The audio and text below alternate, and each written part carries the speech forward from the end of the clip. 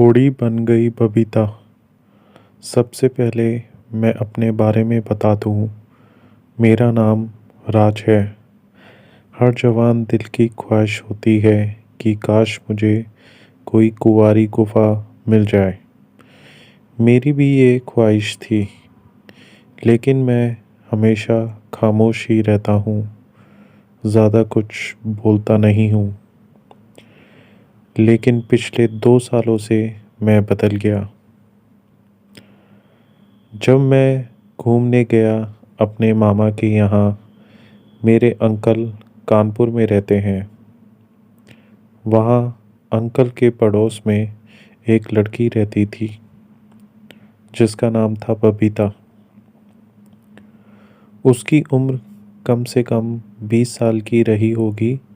उसका फिगर 30, 26, 28 रहा होगा।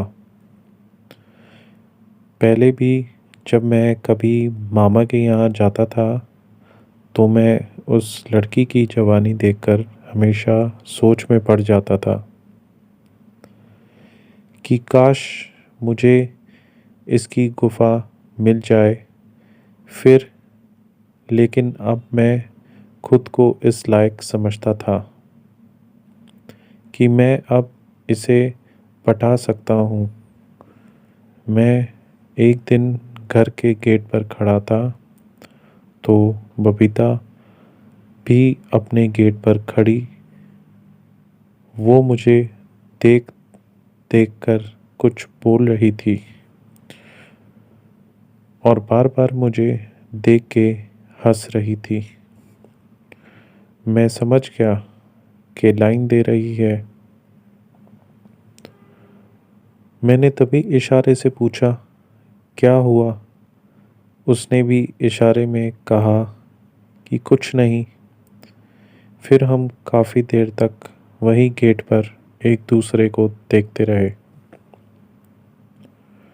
अचानक उसने मुझे एक इशारा करा जिसे देखकर मैं हैरान हो गया। उसने इशारे से मुझे ऊपर छत पर आने के लिए कहा। मैंने सोचा, आज तो मुन्ना तेरी ज़िंदगी बन गई। मैं जल्दी से ऊपर गया। वहाँ वो मुझसे पहले ही पहुँच चुकी थी। पहले तो मैं उससे इशारे में बातें कर रहा था, मगर जब लगा कि आसपास कोई भी नहीं है तो मैं उसके घर की दीवार कूदकर उसके घर में चला गया। वो कुछ घबरा रही थी, मगर मैं उतावला था। आज उसके घर में कोई भी नहीं था, बस उसकी दादी थी जो कभी ऊपर नहीं आती, हमेशा नीचे ही रहती। आज बबीता के घर में कोई नहीं था। ऊपर बस एक रूम था जिसमें उसके भाई और भाभी रहती थे। मैं उससे बात करता रहा। बात करते करते शाम से रात हो गई। सब कुछ इतना जल्दी जल्दी हो रहा था कि मुझे भी कुछ समझ में नहीं आ रहा था।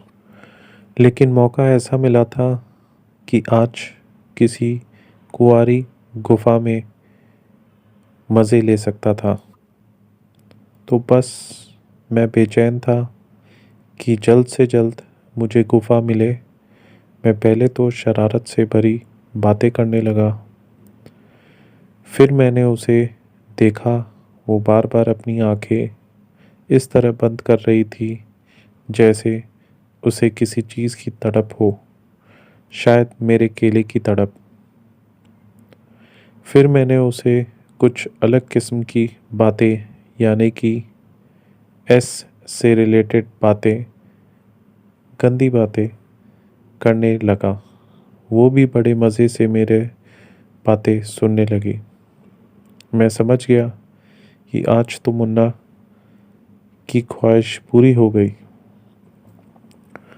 बस कुछ देर बातें करते करते वो भी खामोश हो गई और मैं भी। फिर मैंने उससे पूछा, क्या हुआ? वो खामोश रहे वो खामोश रही। फिर मैं उसके करीब गया। मैंने फिर पूछा, क्या हुआ? वो फिर कुछ नहीं बोली। मेरी हिम्मत बनी और मैंने उसका चेहरा अपने दोनों हाथों से पकड़ा और उसके लिप्स को चूमने लगा, जैसा मैंने कभी किसी मूवी में देखा था। किस करते हुए वैसे ही मैं उसके किस करने लगा। वो तो बस खामोश थी, कुछ भी नहीं कर रही थी, पर मुझे उसकी खामोशी से पता चल गया था कि उसकी हाँ है। और मैं फिर उसके संतरों को दबाने लगा। उसके मुंह से आह निकल रही थी बार बार, राम प्लीज़। मगर मैं कहाँ रुकने वाला था। मैं उसे उसके भाई के रूम में ले गया। वहाँ जाकर मैंने सबसे पहले उसके कपड़े उतारना शुरू किया। उसके संतरे देखा तो मेरे होश ही गुम हो गए। बाहर से कुछ और, अंदर से कुछ और। मैं तो बस उन्हें देखते ही पागल हो गया और ज़ोर ज़ोर से उन्हें दबाने लगा। वो सिसकियाँ भरती रही। फिर मैंने अपने कपड़े उतारना शुरू किया। उसने कहा, नहीं प्लीज़, ऐसा कुछ मत करो, मुझे जाने दो। मगर मैं समझा नहीं। मैं समझ गया कि अब ये नखरे कर रही है, पर मैं कहाँ रुकता।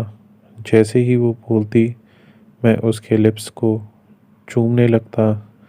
फिर वो जोश में आ जाती तो फिर मैं अपना काम शुरू कर देता। फिर जब मैंने अपने कपड़े पूरी तरह उतार दिए तो वे और मैं अब बिल्कुल हम दोनों ने बिल्कुल पूरे अपने कपड़े उतार दिए थे। एक दूसरे के सामने उसने मेरा केला देखा तो सोच में पड़ गई और कहने लगी, उई दैया, कितना बड़ा केला है आपका, मैं तो मर ही जाऊंगी। मैंने कहा, पहले पहले दर्द होगा, लेकिन फिर बाद में मज़ा आने लगेगा। तुम्हें मेरा केला 9 इंच का है। फिर मैं उसकी गुफा में पहले तो उंगली करने लगा कि जिससे वो गर्म हो जाए और केला मांगने लगे। अचानक मैंने उंगली करने की रफ्तार कुछ बढ़ा दी। वो बिल्कुल बिन पानी की मछली की तरह तड़प रही थी।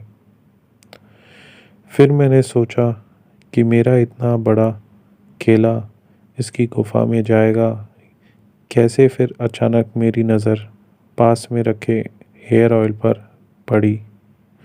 मैंने बोतल में से ऑयल लिया और पहले तो उसकी गुफा पर लगाया और फिर अपने केले में सेंटर से सेंटर मिला के पहले तो मैंने हल्का सा झटका मारा तो वो चिल्ला उठी।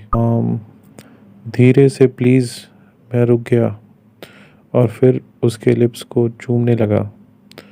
कुछ देर रुककर फिर से मैंने सेंटर से सेंटर मिलाया और फिर से एक झटका दिया। कुछ इंच तो अंदर घुसा, लेकिन उसे काफ़ी दर्द हो रहा था। मगर मैं वहीं रुक गया। केले को उसकी गुफा में कुछ देर के लिए रोक दिया।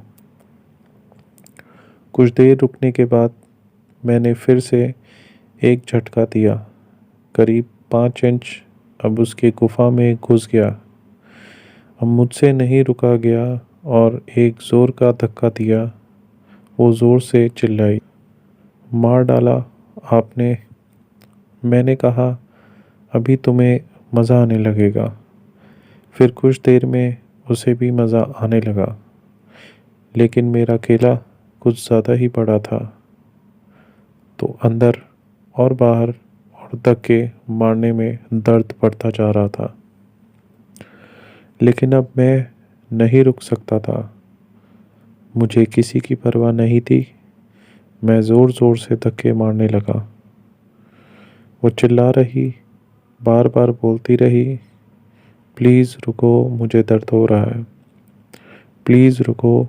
मगर मैं नहीं रुका। फिर वो भी खामोश हो गई।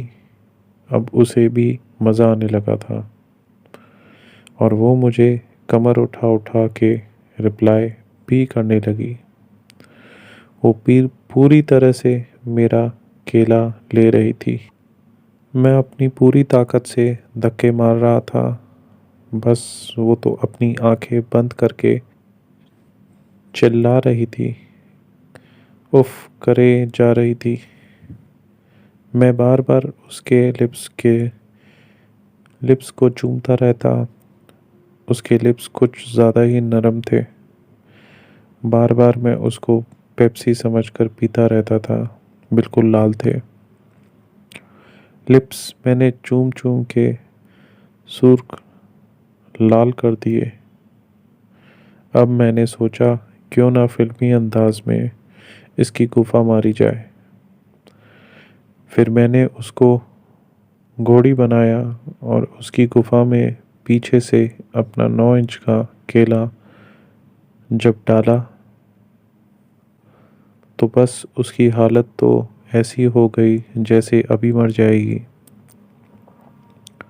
क्योंकि केला का साइज़ कुछ ज़्यादा ही बड़ा था और उसकी कुंवारी गुफा थी तो बर्दाश्त करना कुछ ज़्यादा ही मुश्किल था। लेकिन बंदी ऐसी थी, अब कुछ भी नहीं बोल पा रही थी। मैंने उसको घोड़ी के पोज में उसकी कमर को पकड़ के धक्के देना शुरू कर दिया। ज़ोर और ज़ोर से देने लगा। उसके कमर में मेरी पकड़ कुछ मस्त थी, इसलिए धक्के देने में कुछ ज़्यादा ही मज़ा आ रहा था। मैं जब तक धक्के दे रहा था तो मैंने सोचा अब किसी और पोज में गुफा मारी जाए। फिर मैं बेड पर लेट गया और केला को सीधा किया और उसे कहा कि अब तुम मेरे केले पर बैठो। वो आराम आराम से उठी और जैसे मैंने कहा था वैसे ही करने लगी। मुझे पता था ऐसे पोज में गुफा मारने का मज़ा ही कुछ और होगा। ऐसे पोज में लड़की की जान निकल जाती है। जब पूरा केला अंदर जाता है, पहले तो वो मेरे केले पर आराम से बैठ गई और मेरा पूरा केला अंदर ले गई। फिर कुछ देर रुकी रही, फिर अचानक खुद ही धक्के देने लगी। मुझे और मज़ा आने लगा और मैं नीचे से भी धक्के देने लगा। वो भी धक्के दे रही थी और मैं भी। फिर मुझे लगा कि मैं झड़ने वाला हूँ। मैंने उसकी गीली गुफा में और ज़ोर से धक्के देना शुरू कर दिया। जैसे ही मैं झड़ने वाला था, मैंने उसे पकड़ के लेटा दिया और मैं उसके ऊपर चढ़ के बैठ गया और उसकी संतरे के ऊपर झाड़ दिया और उठ के उसके बराबर में लेट गया। फिर उसने अपने संतरों को कपड़ों से साफ किया और मेरे ही बराबर में लेट गई। हम कुछ देर तक आराम से लेटे रहे। फिर मैं उठा और फिर से उसके लिप्स को चूमने लगा। काफ़ी देर तक चूमने के बाद मैं हट गया और फिर मैंने कपड़े पहने शुरू किए। टाइम काफ़ी हो रहा था। उसका भाई भी ऑफिस से आने वाला था, इसलिए वो भी जल्दी से अपने कपड़े पहनने लगी और पूछने लगी कि आप वापस कब जा रहे हो। मैंने कहा 2 या 4 बार मज़े लेने के बाद ही अब जाऊंगा। वो कहने लगी पता नहीं फिर ऐसा मौका कब मिले ना मिले। मैंने कहा कल, फिर जब तुम्हारे भैया ऑफिस चले जाएंगे तब। वो कहने लगी ओके, लेकिन 2 बजे तक ही आना, वरना को शक हो जाएगा। मैंने कहा नो प्रॉब्लम। मैंने उसे 3 दिन रोज़ किया, वो भी खुशी खुशी करवाने लगी। अब काफ़ी दिन से मामा के यहाँ नहीं गया हूँ, लेकिन उसके फ़ोन आते रहते हैं, बुलाती रहती है। तो मैंने फ़ैसला किया है जल्दी जाने का। और जब मैं वहाँ से वापस आऊँगा तो आप सबको फिर से अपने न्यू एक्सपीरियंस के बारे में ज़रूर बताऊँगा। तो होप आपको मेरी ये कहानी पसंद आई होगी। तो अगर आपको मेरी ये कहानी पसंद आई तो आप मेरे चैनल को सब्सक्राइब कीजिए और ज़्यादा से ज़्यादा लाइक कीजिए और शेयर कीजिए और कमेंट कीजिए कि आपको ये स्टोरी कैसी लगी। अगर आपको ये स्टोरी अच्छी लगी तो आप कमेंट कीजिए, तो इसी तरीके की और स्टोरीज़ मैं आपके पास लाऊंगा, आपके साथ शेयर करूंगा। तो till then, see you, take care.